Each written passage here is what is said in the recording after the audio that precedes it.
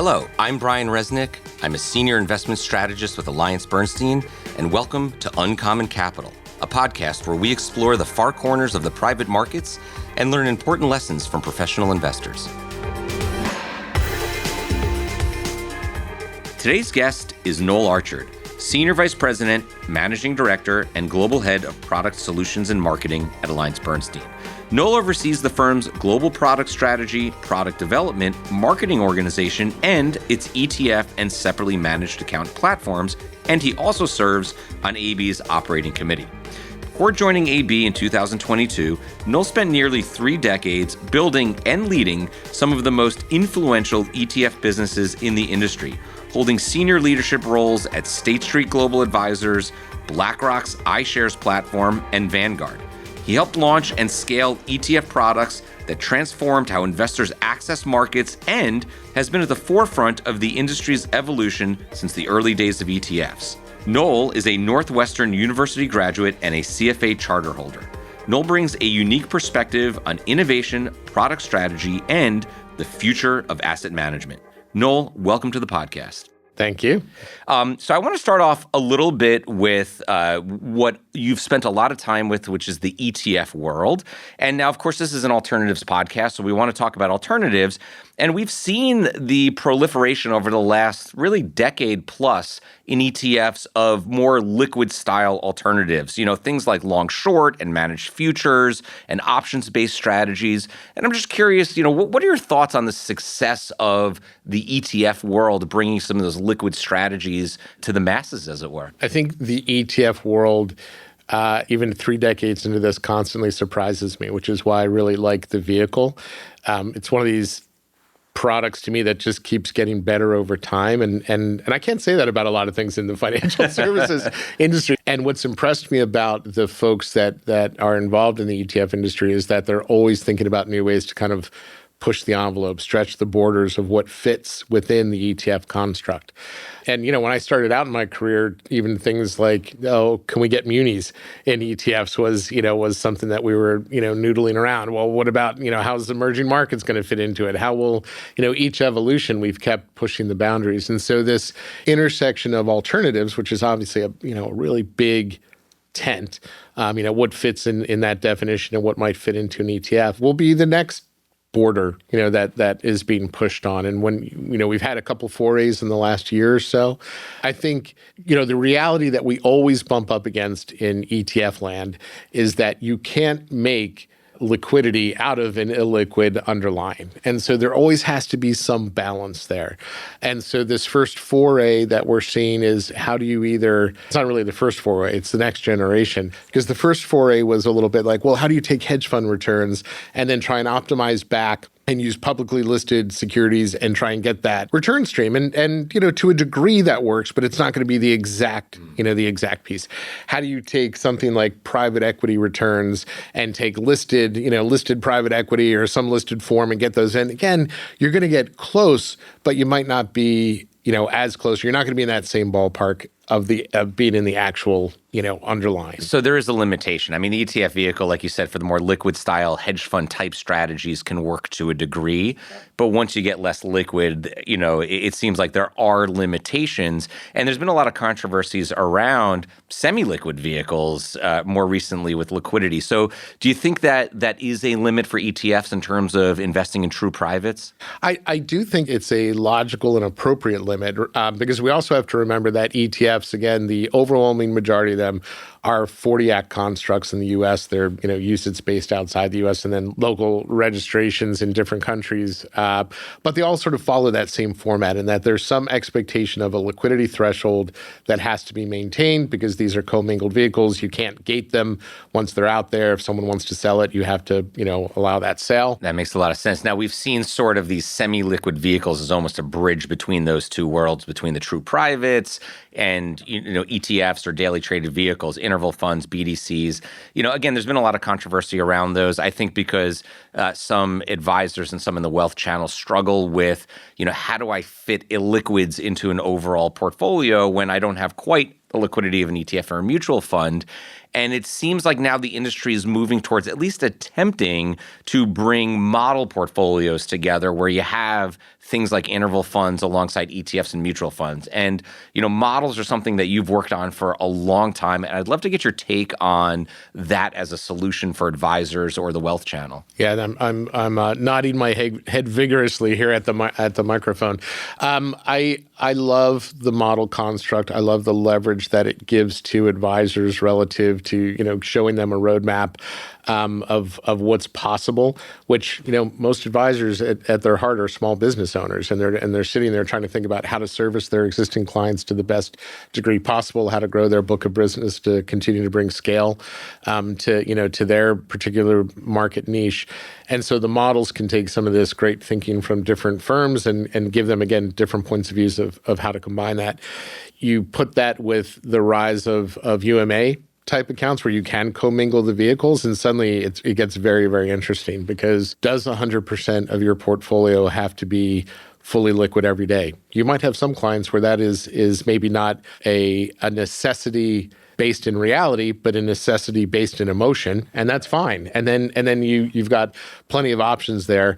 But if you have clients that can have a degree of illiquidity in their portfolio, then suddenly the combination of things like separately managed accounts with ETFs as maybe completion vehicles with an interval fund to give you that extra lift from a return stream. So the UMAs can help to kind of smooth over, as it were, some of the friction as folks try to think about bringing these less liquid or semi-liquid vehicles in. Yeah, to me, that's not surprising given part of my role, but that vehicle strategy in some ways can be as important as your investment strategy, right? As we think about your long-term goals, we've all, I think, seen over the years, we've got decades now of research that shows the importance of your asset allocation. But, your asset allocation, those are, if you want to think about it like the bulk ingredients. I really like to cook, so food analogy is often prominent in my head. But, there's lots of different types of tomatoes you can pick up to make your sauce, and the flavor is going to be different. The outcome is going to be different based on what you're getting. And so when you think about that allocation, how important is it to you, either quality of the publics or sort of the risk factors of that publics, and then from the private allocation, what are you looking for? Is it private equity that you want? Is it private credit based on life cycle where you or your client is? That's going to be a different combination, and that's going to factor differently into what you want to put together in the allocation. I know that you've been involved in this burgeoning private munis market, which is something that is starting to bubble up. What are your thoughts on that market? I mean, do you think that's something that's going to be more relevant to clients moving forward as we think about being able to take less liquidity? Absolutely. I mean, the muni market for investors remains just such an incredible tool, right? So as you think about, again, being able to expand your municipal access through different vehicles, it's the same story, in private credit versus public credit. I mean, we talk about, the illiquidity premium. Well, there's also the reality of, then the counter side of that is liquidity discount that you're paying. You are getting less of a return for more liquid products. I mean, that's the basic, idea behind even, the credit curve, right? As you think about it, if you take less risk, you are going to earn less of a yield. Yep. And so it's how do you just match those two together? And this will come down to a person by person or a client by client consideration of what type of buffer do they have in their portfolio, what comfort level do they have, and the greater comfort they have in that illiquid portion, the bigger impact you have over a long period of time. And so as we think about the different ways that folks can access illiquid investments and still try to think about, their ability to manage and move around money in their portfolios, something I know we've talked about off air is tokenization. Do you think that's going to play a larger role in our business and the ability to perhaps trade shares of things that might otherwise be less liquid? It will absolutely have an impact, undoubtedly. I mean, it's an evolution of technology, right? I mean, if you think about well before our time. Well, I don't know, maybe well before your time. I'm sure some of us were still floating around in my time. But it's like bearer bonds, right? I mean, there was a point in time where everything was manual entry, and you could show up with stock certificates, and you show up with bearer bonds, and that slowly went to book entry, and now everything is sort of digitalized, and so this is what allows things like T+1 settlement and all the all sort of the growth, frankly, in the markets is because of the efficiencies that we get in being able to buy and sell securities everywhere, not only restricted to what we get, think about something like an ADR, right? Which is all of these things which feel very commonplace at one point, even an ETF 30 years ago. I mean, that, the ETFs were born out of the 1987 stock market crash, and the SEC just saying, could someone make something that you could trade that doesn't impact the underlying? So tokenization is this next step of how do you make that record-keeping process even cleaner, even faster, even more accessible. So, I think there'll be a point in the future, going back to our homes, where hopefully our houses will be on blockchain, and it won't be this painful process of, paying for the same audit each time of like, what are the property boundaries and who owns this and what's the title? That'll be on chain at some point. But even, more realistic and in the short term, you look at securities that have longer settlement cycles now, getting that shortened, getting to a place where we have the ability to remove some of the frictions. Again, it doesn't make the market more liquid, right? This is more about how do you make the record keeping more efficient. So your view is that it's going to make things more efficient, but not necessarily more liquid. And there needs to be, people need to be mindful of that. The liquidity aspect comes in as you make something more efficient, as you make something more accessible, and more people are invested in it, then you've got more sort of back and forth going on between investors, right? It's this sort of like enhancing the ecosystem that it operates in. That comes with some changes that we're going to have to deal with as well. Again, like tokenization is here, right? It's going to grow. Right now, it's more in the cash markets, and that's viewed by some investors as this great utility. Like I've got 24/7 access to money market like vehicles. You think about corporate treasury and sort of how they have to facilitate money sometimes around the world and hedge their book or have different positions. That's fantastic. You've got another camp that's like, great, let's tokenize ETFs, and then they can trade 24/7 everywhere. That might be useful in some cases, again, possibly as a hedging tool. It can also be a little bit scary because off-hour trading or off-market cycle trading can come with wider spreads, can come with some price dislocation.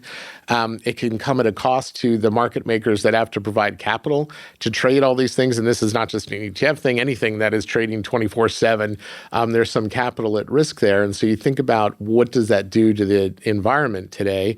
It's going to be different. And we have to sort of get there in a measured way so we don't break things along the way. So the analysts will never sleep or stop working. Exactly. They're on all the time. Everyone has to be awake all the time. Do you think, do you think there's any application for tokenization? We think about sort of this development of secondaries markets with less liquid instruments where LPs are selling their shares to other LPs, or even, we're seeing actual, private loans being sold from one fund to another. Like as we see these sort of secondary markets develop in illiquids, do you think there's a place for tokenization there? I think that's one of the places it'll absolutely show up in a significant way. And that's where I go back to, there's got to be, we collectively as an industry have to think through what are the guardrails that need to come up in a least intrusive way possible. Because again, you don't want to get in the way of progress and in the way of the accessibility. It's almost like this pipes and plumbing enhancement that occurs within an ecosystem that people are already comfortable with.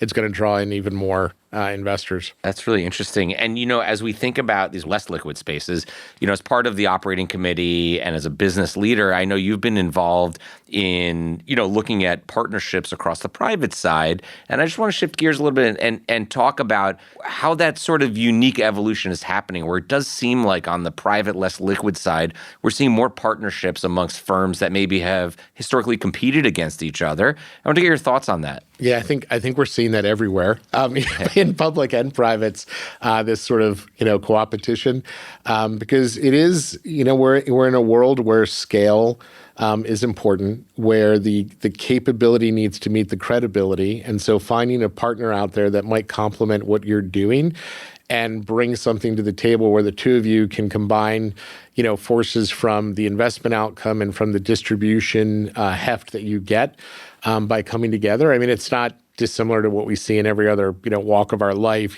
sort of, airlines sort of like, okay, we're competing, but we're also going to be part of a larger network so that we make sure that we're sort of keeping things together, getting some scale out of that. I think we will see more and more of that as just our markets grow bigger and bigger. You want to be sure that you're bringing sort of the best that you can to your clients, and there's different ways that you can do that. Some of it is always going to be homegrown, and when you've got that capability, you've got that credibility, and you can keep evolving your offering, fantastic. Where you might have a gap and you've got a partner that can really, come in there and help fill that. So I want to talk a little bit about just leadership in general. You've had a lot of leadership positions over many years at different firms. And I was thinking this morning, I would just love to know what lessons you've learned that you wish you knew earlier on as a business leader. That's such a fun question. I think the lesson that it took me a while to learn is that first and foremost, I think to succeed in business, you need great people, and you need great people that you invest in. And investing in people does not always mean that every person is going to succeed in the role that you have them in. And I spent earlier parts of my career feeling like, everyone's recoverable. If you just put in a little more time, like you'll get this person over it. And that's just not always the case. And it's sometimes more often about finding the right role for them in the firm. Again, like I'm not a big fan of disposable people. I think it takes a long time to replace good people, but it takes less time to get them into a good role than to suffer through someone in a bad role. So that's one of the things that took me a little bit to learn, but I think it's a pretty important lesson. So being a little bit less rigid in your thinking about, who's doing what, and maybe more about why don't we take the talent pool we have and optimize that. Finding the fit and giving real feedback to let people know where they're strong and where they're not right now. And it doesn't mean they can't ever be. I grew up in an era where it was sort of like everyone should be an all-rounder. And it was like, if you don't like giving presentations, we're going to make you give presentations until you're great at it. Sometimes that is the worst thing you can do to someone because you're sort of wasting their natural talent to try to get them to do something that is very unnatural for them. That's great insight. If there was one thing that you would want someone to sort of take away from this, what would it be? It is very much about that. Think about the vehicle strategy. How does what you are invested in really affect, the long-term outcome? Because, we've done a lot of work, a lot of studies over market cycles. The lesson, we started off talking about asset allocation and the importance of that. That's not the only lesson that we have learned over the last 30 years, but we forget sometimes because we've had these odd bursts of like long, steady growth periods and these really resilient markets. But, if one of your clients is hitting retirement during one of these years where there's a big dip, that can have a really big impact if that's also when they start taking out, the minimum withdrawals each year and going through that process. And, I think one of our economists just, sort of quipped. It's like, hey, if you've got 20 years to drain that reservoir, a leak in year 1 is a lot more scary than a leak in year 20. Yep. And so gaining resiliency in that portfolio so that when you hit that point where you're going to start doing the drawdowns, when you're going to start, you're not funding anymore, but you're more in that withdrawal phase of the portfolio, the more buffer that you built up over the years, the more impactful. So thinking about that vehicle strategy, what's going to give you the best tax outcome?